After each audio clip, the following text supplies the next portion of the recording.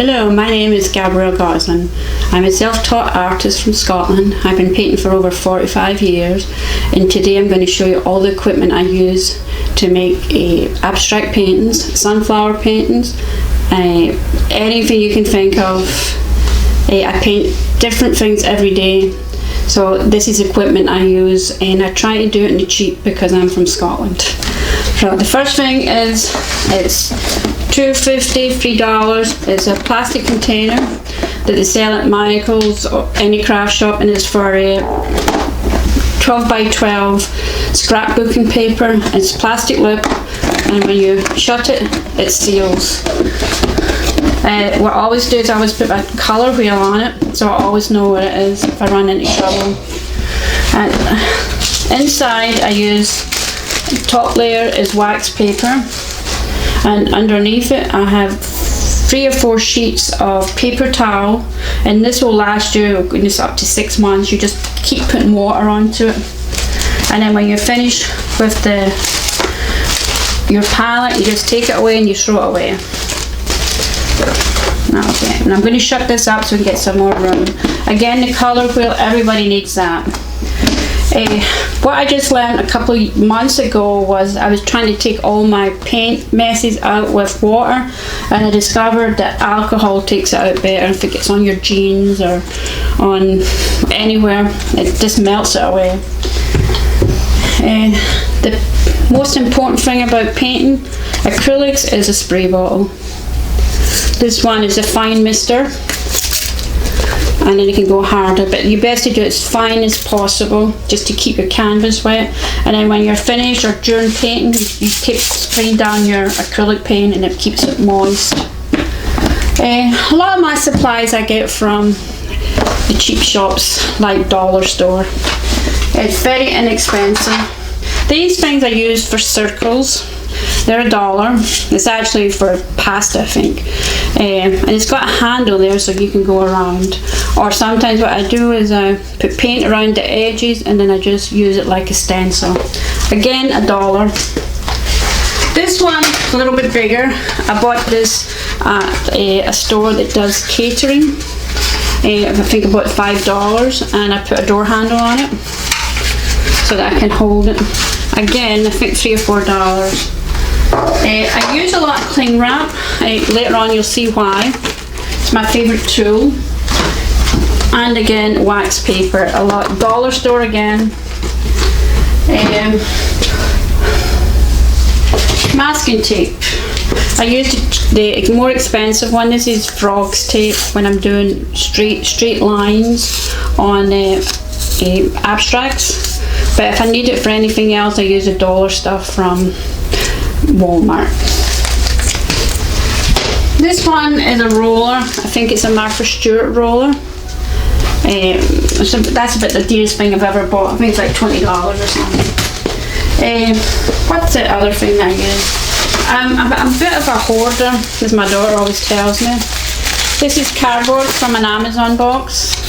It's got the ridges, which is good if you want to paste that onto the abstracts, or if you just want to paint and then use it as a stamp. And of course, good old bubble wrap. I use the bigger bubble wrap basically for the bigger abstracts, and then the smaller one for the smaller abstracts. Now this is very hard to find. This is from mandarins, or small little oranges you get at Christmas in the wooden boxes. If you get them, keep them. Very hard to get now, and it's very good for your abstract to give you these lines. Of course, sponges. Bought them at the dollar store too. Let me see what else I've got at the dollar store. This is from the dollar store, and what that does is that you can slap the paint on. Again, $1. What else? Oh, this, I don't know if people know what this is. Very old, but that's great for art, for doing the lines. And this is a spatula. This is a must when you're painting abstracts because it does a lot of nice texture. Oh, and this is for all us winos.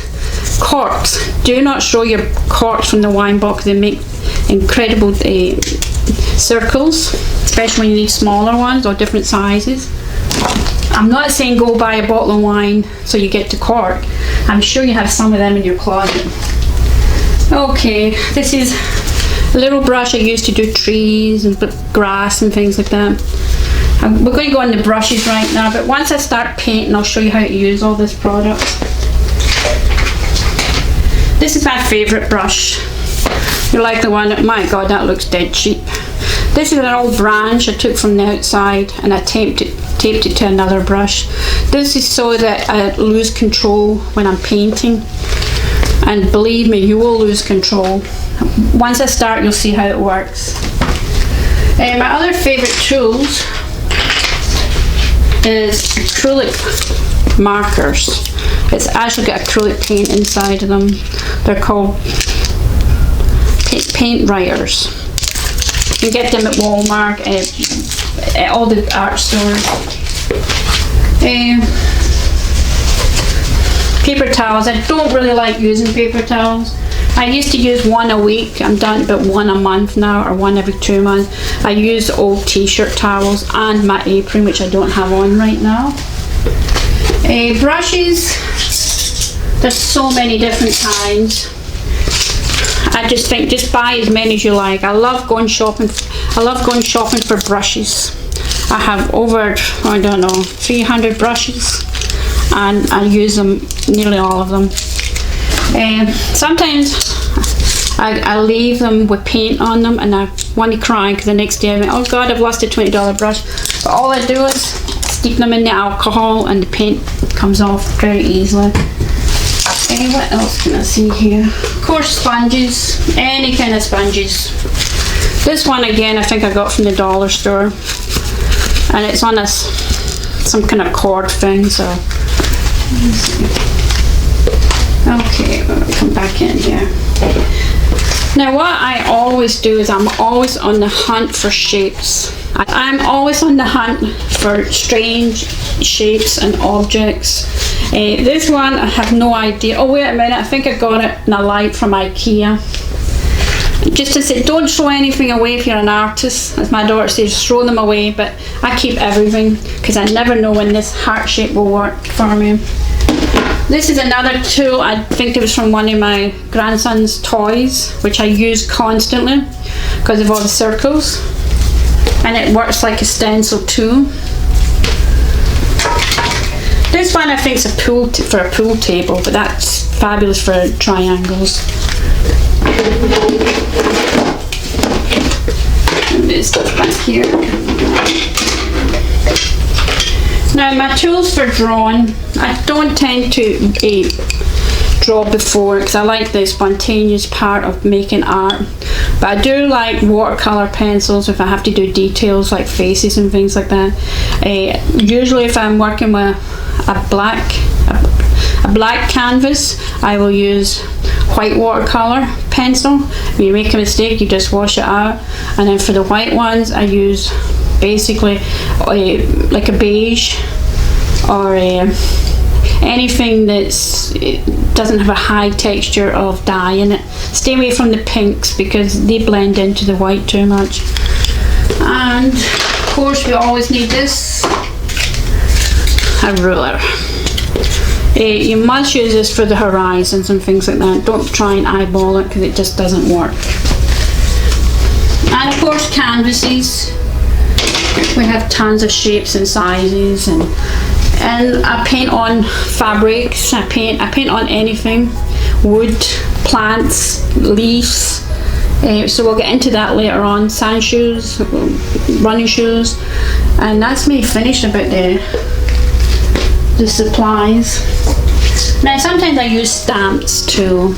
As I say, if you're going to start this abstract type painting, look for things in your kitchen because there's tons of stuff there that can be used as stamps or for marking.